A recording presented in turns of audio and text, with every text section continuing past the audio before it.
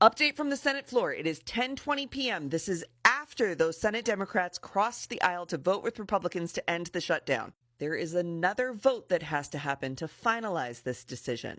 So if one of these people is your senator, you need to start calling them and telling them how you feel about them ending a shutdown without getting any concessions. Word on the street is Senator Kaine and Senator Rosen are both willing to consider voting no on the final vote. There's also talk that the senators from New Hampshire, that's Shaheen and Hassan, are also willing to consider changing their votes back to no if they hear from enough constituents that they don't want them to vote with Republicans and end the shutdown for nothing.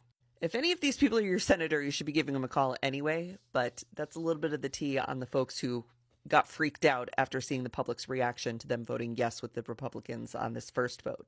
There are also some Republican senators who are potentially not going to vote for this proposal on the final vote because they're hearing from their constituents that this proposal, the one that does not extend the Affordable Care Act subsidies, would hurt their constituents greatly. So what I'm saying is there's still time.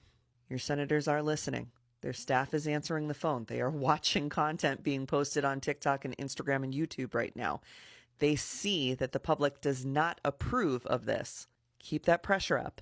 The final vote will either be tomorrow or Tuesday, so we've got at least 24 hours to make our concerns heard. Remember that the thorn in this proposal to end the government shutdown is that it does not extend the Affordable Care Act subsidies, and it will immediately make people's insurance premiums double or triple. Doesn't matter if you're a Republican or a Democrat. That's just how the maths. In addition, ending the shutdown right now does not guarantee that that congresswoman from Arizona will get sworn in any quicker, does not guarantee that the SNAP benefits will get distributed any faster. If this version of the proposal passes, it really just wastes the last 40 days of shutdown. And lastly, while it does look very suspicious that Chuck Schumer voted no after being the person who originally had the idea to compromise with the Republicans, it turns out that he did not, in fact, get these particular senators to vote no.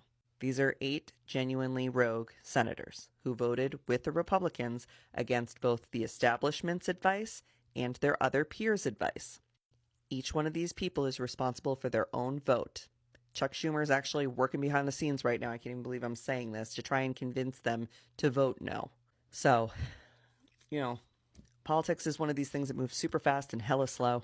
Elizabeth Booker Houston is down there in D.C. I bet you she shows up at the Capitol pretty soon. She always does. Follow her for on-the-ground reporting.